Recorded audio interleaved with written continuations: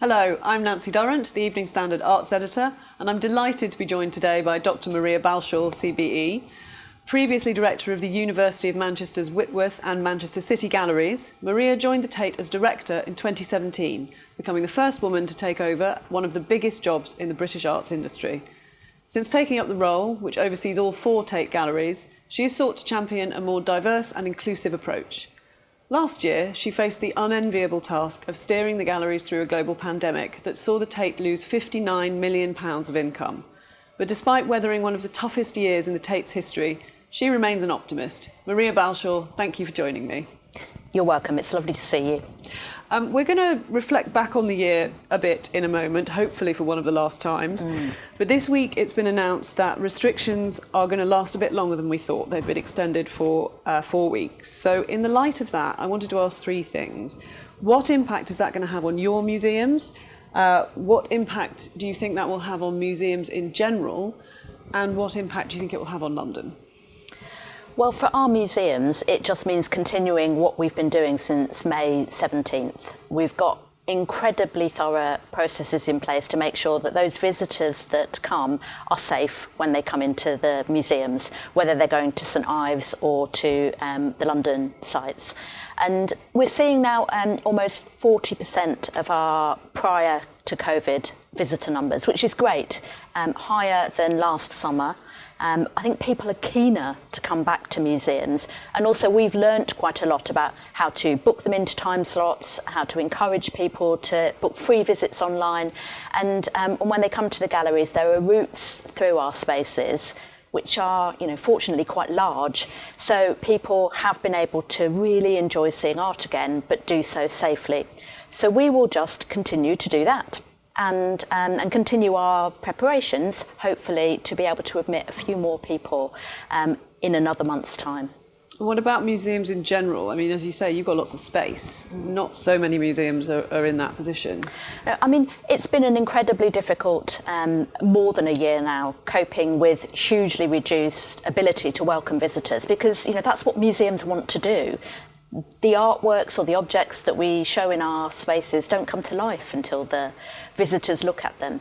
But I think across the board what you've seen is great ingenuity and creativity on the part of directors and curators and educators and visitor experience staff, whether they are in large institutions or very small ones. So activities have been taken outside.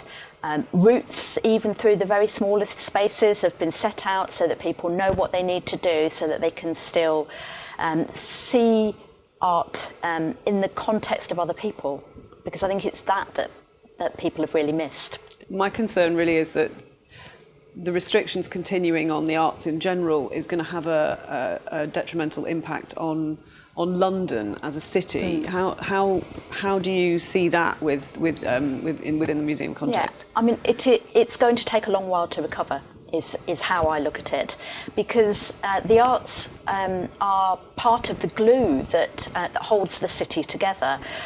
People do, of course, come in to shop, they come in to work, but actually they come in to see and learn and socialise together, whether they're visiting a theatre or the cinema or a museum, or whether they're seeing dance. And the impact for the whole city means that we're sort of operating at 50% less capacity. Yeah. And London is a city that thrives on those accidental encounters that happen as you move in and through a massive metropolis like London. Let's see if we can bring ourselves to look back briefly. And you described the last year in an interview, I think, as harrowing. And as we said, you took up the job in 2017. 3 years later, we're in one of the toughest situations that any of us have had to deal with. There have been redundancies, protests about redundancies, some really hard decisions, but you have described yourself as an optimist. So how did you deal with it personally and professionally? Well, I think we've all had to deal with a level of challenge that nobody could have imagined when we closed the doors in March 2020. I think even the most pessimistic of arts leaders were imagining perhaps 2, at worst 3 months of closure, not a 14-month period within which we've been closed for 10 of those 14 months. And the level of financial impact on all arts institutions has been beyond any modelling anybody could have done before a global pandemic. But out of the requirement to respond to that level of challenge has come a kind of determination, I think, and an energy that has to be directed towards making the best decisions that you can for the whole organisation, which often involves making very, very difficult choices. But on a day-to-day basis, we had no choice because we were closed. We thankfully have had government support, which for much of the arts has been the only reason that we have survived. So we have to thank the government for stepping in and giving a first wave and now a second wave of support that will see us through this financial year, which I think is going to be very important because things will not become really more normal until we start to move into 2022. But I think what you learn out of that is the strength that you can draw from others. So within our own organisation at Tate, despite all the difficult things we've had to do to reduce the size of our workforce, to cope with less money, massive changes to our exhibitions programmes, I have seen staff supporting each other in new and different ways, being kinder than they have ever been. In the last period where we have had a voluntary redundancy programme, dear friends and much loved colleagues have left and have been taken care of as they're departing, because we all know that this is part of how we are going to be able to respond to and recover in the end from this crisis. And personally, I've drawn a huge amount of support from my fellow museum directors. I wouldn't say that Zoom is my favourite way of spending time with people, but it is really fast. And through the first 4 months of the pandemic, the directors of most of the national institutions were in touch with each other almost every day. And we've lent support, shared knowledge, because we were all dealing with a crisis that couldn't have been planned for. So for me, I think that peer support has been the best part of dealing with a really horrible situation. What do you think the pandemic taught us about the importance of museums and galleries to the wider public? I think the length of time we've had to cope with this crisis has actually taught us a huge amount, or seen a deeper understanding of museums unfold.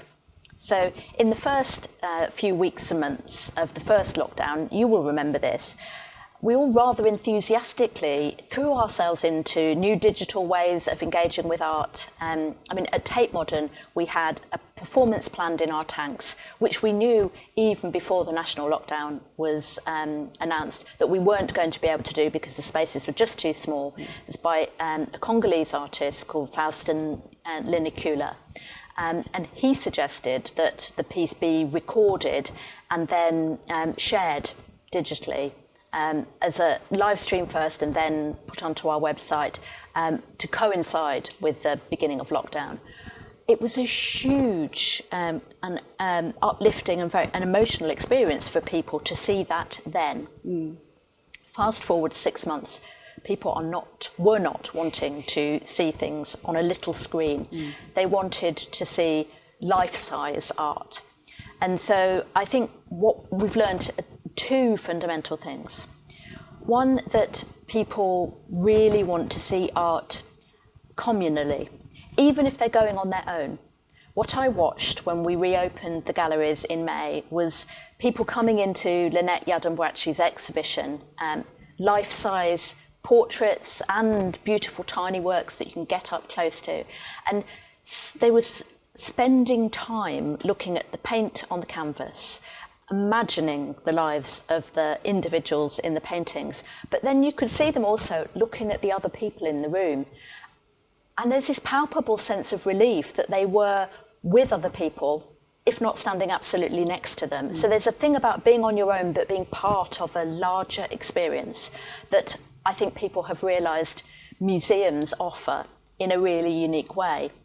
And I think also people have come to want and have a hunger for their sense of history and their place in the world. So even with the most difficult moments of protest around Black Lives Matter and all the questions that arts organisations have asked themselves in the wake of that, people are hungry for more stories about our past. And they want to understand how their own life experience connects to artists now, artists from previous centuries, objects from all over the world. You know, when we weren't able to travel, to be able to see work by an artist like Zanele Maholi, to think about a whole other continent's experience of adversity, has visitors tell us that has meant a huge amount to them. Just to pick up actually on the what you say about the Black Lives Matter protests, it's, as you say, it's not just been a year of pandemic. Those protests were reinvigorated and the media attention on them as well. So how has that impacted on decisions made at Tate about its collection and works? Well, I mean, as you said at the beginning of the interview, I came to Tate with an intention to support the work the organisation had been doing for some time around diversifying art history and our understanding of it, and bringing a richer global picture of art practice now into the collection. But that work on its own, our exhibitions and displays and the works that we acquire, that's not enough. There's been a strong and powerful call for the organisation itself to be more diverse, and then for us to connect to a wider public. So we might not have larger numbers, particularly in this post-COVID period, but we might see different people coming to the museum and wanting to connect with us. And so over the last 6 months, we've created a race equality task force that's drawn from across the whole organisation, who are a group of colleagues who are working on behalf of everybody and are empowered to be able to push forward the changes that they think we need to see. It's a very mixed group across every part of our organisation. From our retail staff through to the security staff who look after the buildings when we're closed, through to curatorial and education, and sponsored by a director and supported by trustees. And that group is tasked with accelerating change that we all want. So we will emerge from COVID with an expanded apprenticeships programme. So we're doing the work to bring new generations of people into the organisation. The programme itself is even more diverse in every sense of that word, both historically diverse and also diverse in terms of race and ethnicity, gender, sexuality. And we are seeing different debates led by staff about what we can do to support positive change so that everybody, whatever their background, is supported to thrive at Tate, and that we're speaking, if you like, to all of London. You know, we're having really interesting conversations at the moment with the council in Barking and Dagenham about the work that they're doing to support the creative industries, and we need to find a space sometime in the next 10 years to expand our store for our collection, because the building we have at the moment is nearly full. And I want us to be talking to those councils that are supporting culture, as Southwark has always done, actually. I mean, that's why Tate Modern is where it is. But we want to be talking to those who are thinking about the culture sector and the creative industries as the future for London and the future for the UK, because it's such a diverse sector and it offers so many different kinds of opportunities for people. Yeah. There's been a lot of discussion recently, perhaps that's an understatement, the word discussion, about the decolonising of collections.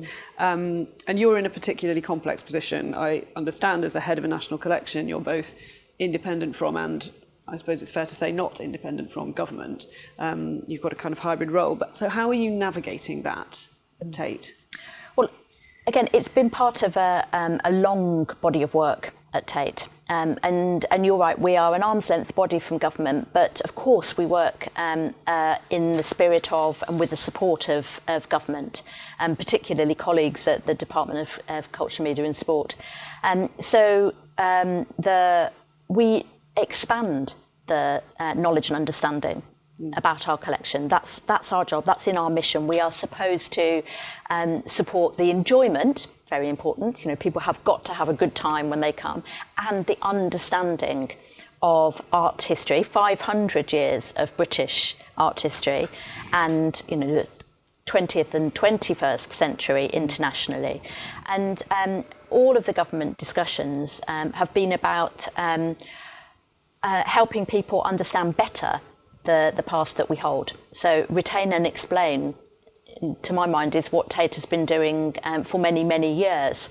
And so we have works on the wall, we talk about them, we have at the moment African heritage tours will resume at Tate Britain as soon as groups are allowed to move around the building, but they've been in place for many years. And so we're adding to the sum of knowledge about the collections that we hold. So for me, it doesn't feel like a kind of a conflict or a deviation, but we've got to be honest about the British past and allow people to and not be didactic. We need to allow people to form their own opinions about the art that we hold.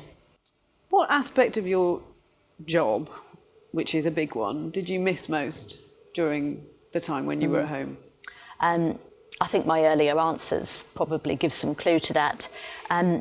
For me, particularly from January through to the end of March, when it was dark and the days were short and it was very, very hard navigating all that the pandemic has thrown at us, what was most frustrating to me was that the paintings and photographs and sculptures were sitting there in the dark with nobody seeing them. In particular, Lynette's show and Zanelli Maholi's show had been open for a matter of weeks when we had to turn the lights off and secure the doors.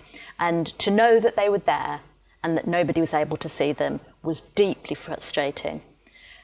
Because for me, what makes my job a joy is seeing how varied people's responses are when they enter a gallery space. There is no predicting it, and in any room, I think at any point in time, there will be people feeling joy, puzzlement, deepening their knowledge. There'll be always one person at least who says, I hate this bit, because you're supposed to not like some things and then love others.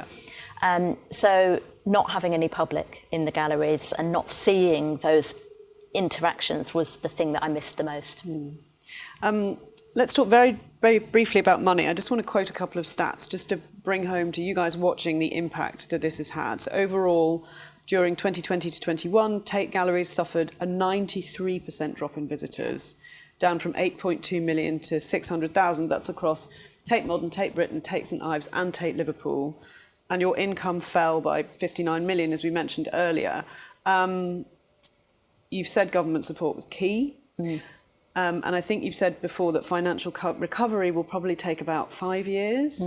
So what are your priorities for 2021? Will you have to make more tough decisions? What do you think? I think and hope that the tough decisions are now done.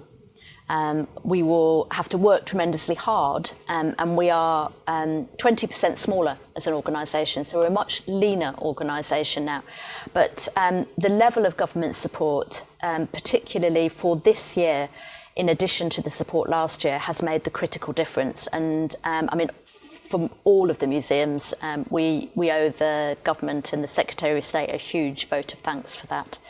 The furlough scheme also meant that we've been able to support people and retain them through much longer closures than we ever could have anticipated. So that support has also been vital. And you know, the work of all my colleagues to reduce, reshape, extend, I mean, unbelievable amounts of work means that our priority for this year is to share the exhibitions that we have, almost all of which are on for longer, and virtually all of which should have happened a year ago. So it's been a huge replanning exercise. It is to share those exhibitions with the public, and perhaps even more so, share our own collection, the displays that we make. So at the moment at Tate Modern, there's a really remarkable exhibition of Australian art. which is the culmination of 5 years of collecting, which was done in partnership with the Museum of Contemporary Art in Sydney and supported by private sponsorship, as acquisitions very often are. It's brought some really remarkable contemporary Australian work by Indigenous artists and a whole range of men and women who are pushing forward the Australian art scene at the moment. And that's free for people. So my priority is to get as many Londoners as possible to, at the moment, book a ticket, book a free ticket to come, and when those restrictions go, to come back knowing that we have generous spaces, long opening hours. We are there Saturdays and Sundays every single week. I want to encourage Londoners in particular, Cornish folk and the visitors to Cornwall and the whole of the Northwest to really take advantage of their Tates, because the collection belongs to people. We're supported by our taxes, we're supported by our government because it is a public collection. And there is almost every week something new to see that is on display. And our kind of priority in thinking about how will we recover is to look to that collection more.